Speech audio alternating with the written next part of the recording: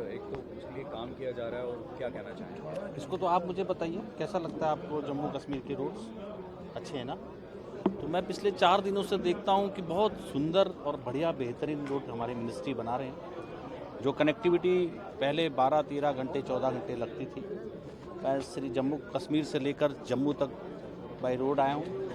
हमारी सारी टनल्स को देख कर आया हूँ। कुछ टनल्स हमारी बन रही हैं, कुछ रोड में कुछ किलोमीटर में हमारा काम चल रहा है। और ये बड़ा सौभाग्य का विषय है कि अब हमारा सफ़र जम्मू से श्रीनगर का, और मैं श्रीनगर से जम्मू तक आया तो मुझे 4 घंटे के अंदर ये सफ़र हम लोग पूरा कर ले रहे हैं। ऐसे ही हमारे लगभग जितने बॉर्डर एरियाज़ हैं, हमारे कश्मीर के इंटरनल जो हमारी रोड्स हैं, और यहाँ का है लगभग 1,35,000 करोड़ के काम हमारे इस जम्मू कश्मीर के अंदर चल रहे हैं, जिसमें से 60,000 करोड़ के हमारे काम अभी डीपीआर के रूप में है।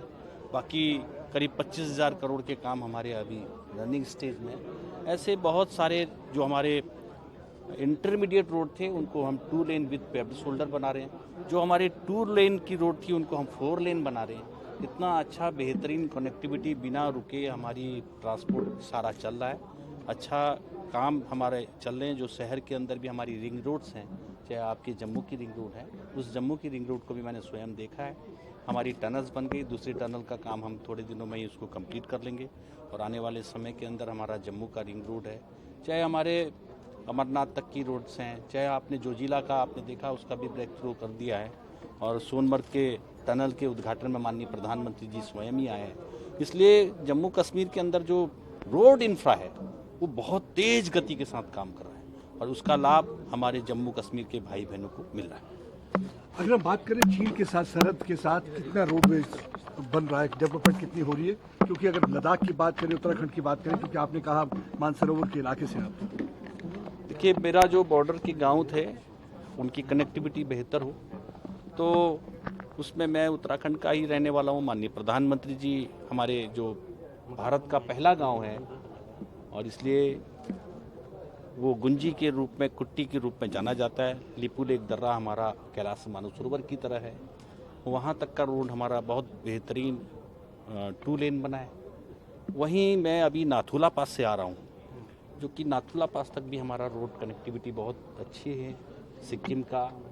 और अभी ये हमारे, क्योंकि मैं खुद ही बॉर्डर की तरफ अभी भी गया था, चाहे लेह लद्दाख का है, चाहे हमारा इधर जम्मू कश्मीर का है, तो ये सारे रोड्स हमारी अच्छी बनी है। तो गांव, जो अंतिम गांव है, वहाँ से लोग पलायन करते थे कि रोड नहीं है, आज रिवर्स पलायन हो रहा है। लोग वहाँ अब आदि कैलाश को मैं कहता हूँ, जहाँ आपने बोला, तो वहाँ पहले साल भर में 1500 लोग जाते थे, क्योंकि वहाँ हमारी एजेंसी नोट भी करती है। तो आज लगभग करीब मुझे लगता है कि 2000 लोग पर डे जाते हैं।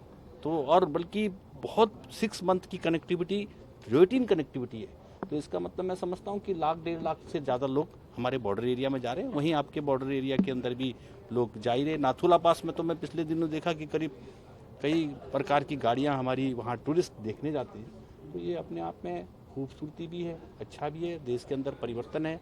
मैं ये परिवर्तन के अंदर नरेंद्र भाई मोदी जी का मार्गदर्शन है, और मार्गदर्शन के अंदर हम देश में निरंतर अंतिम पंक्ति में खड़े व्यक्ति की हर समस्या का समाधान हो, उसको स्वास्थ्य का समाधान, शिक्षा का, उसको खेती का, हर प्रकार के समाधान के साथ साथ डेवलपमेंट भी हो रहे हैं। इसी क्रम में 12 वर्ष के पूर्ण होने पर पार्टी के द्वारा विभिन्न कार्यक्रम किए जा रहे हैं। उसी क्रम में जम्मू के अंदर भी कार्यक्रम हो रहे हैं, और इन कार्यक्रमों का परिणाम है कि आने वाले समय के अंदर जो हम विकसित भारत की संकल्पना देख रहे हैं कि 2047 का भारत कैसा होगा, उस संकल्पना के देखने में जन समर्थन मिल रहा है। इन जन समर्थन के अंदर हम लगातार निरंतर काम करते रहेंगे और करते ही जाएंगे। कर्नाटक के होम मिनिस्टर ने आरएसएस की रजिस्ट्रेशन को लेकर एक विवाद छेड़ दिया, तो आप कैसे देखते हैं कि आरएसएस आज हमारा ये जो कार्यक्रम है, चूँकि उन्हीं पॉइंट्स पे मैंने आपको किया भी, आपने सड़क पूछा, मैंने सड़क भी बता दिया। बाकी आप कोई चीज़ पूछना चाहें तो आप इस संबंधित कार्यक्रम से पूछेंगे तो मैं बताऊंगा। पार्लियामेंट सेशन है अपकमिंग, अब तो उसमें क्या डिलिमिटेशन बिल ला सकती है बीजेपी? देखिए, हम लगातार बिल हमने इस बार भी लाए थे, आपको जानकारी है, और हम लोग बहुत धन्यवाद है कि नरेंद्र भाई मोदी जी के मार्गदर्शन में नारी शक्ति बंधन बिल को हमने लेकर आए, डिलिमिटेशन लेकर आए, और आप सबके सामने दृश्य ही है, और इसलिए इस दृश्य में विपक्ष की भूमिका बहुत नेगेटिव है और जो देश के नारी मातृशक्ति का सम्मान गौरव बढ़ाना नहीं चाहती है। आने वाले समय में मातृशक्ति उसका परिणाम दे ही रही है और यही फर्क है कि राज्यों के परिणाम आपको मिले ही हैं और आने वाले समय के अंदर राज्य के अंदर देश के अंदर नारी का सम्मान करना पूरे देश के लोग चाहते हैं। उसी दिशा में राष्ट्र चल रहा है और उसी दिशा में सरकार भी काम